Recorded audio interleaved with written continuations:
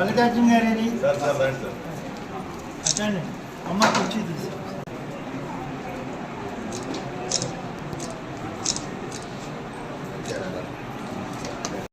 అందరికీ నమస్కారం.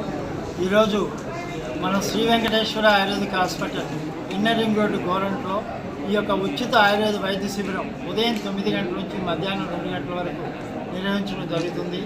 ఈ కార్యక్రమంలో దీర్ఘకాలిక వ్యాధులైన కీళ్ళ నొప్పులు, నడుము నొప్పులు, మెడ నొప్పులు, డిస్క్ ప్రాబ్లం, సోరియాసిస్, చర్మ వ్యాధులు ఇలాంటి అనేక సమస్యలకి ఉచితంగా మందులు ఇవ్వడం, దీంతో పాటుగా ఉచితంగా నాడీ పరీక్ష, షుగర్ పరీక్షలు, బీపీ ఇవన్నీ కూడా పరీక్ష చేసి రోగులకు అందించడం జరుగుతుంది.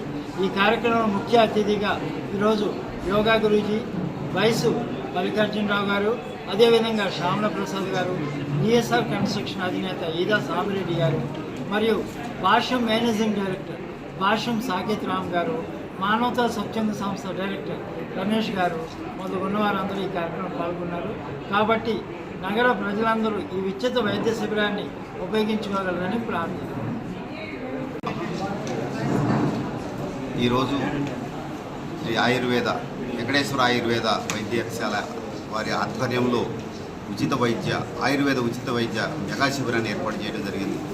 ఈ కార్యక్రమానికి మన నగరంలో ఉన్నటువంటి దాదాపు 200 మంది పైబడి రకరకాల సమస్యలతో ఉన్నవారు రావడం జరిగింది.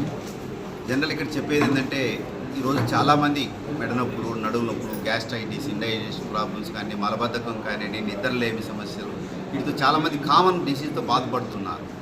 ఇవన్నీ కూడా ఏంటంటే, చాలామంది ఒకసారి షుగర్ వస్తే జీవితంలో తగ్గదు, ఒకసారి బీపీ వస్తే తగ్గదు, థైరాయిడ్, గ్యాస్ట్రిక్ జీవితకాలం వాడాలనే అపోహతో ఉన్నారు. కానీ ఆయుర్వేదం ఏం చెప్తుందంటే, అన్ని ఏ రోగాలు ఏవైనా కానీ ప్రతి రోగానికి పరిష్కారం ఉంది. సమస్య ఉన్నప్పుడు పరిష్కారం ఉంటుంది. అదేవిధంగా రోగం ఉన్నప్పుడు నయం చేసే వైద్య విధానాలు ఉందన్నమాట. అన్ని శాస్త్రాలకి మూలము ఆయుర్వేదం. మన భారతదేశం పుట్టినిల్లు ఆయుర్వేదం.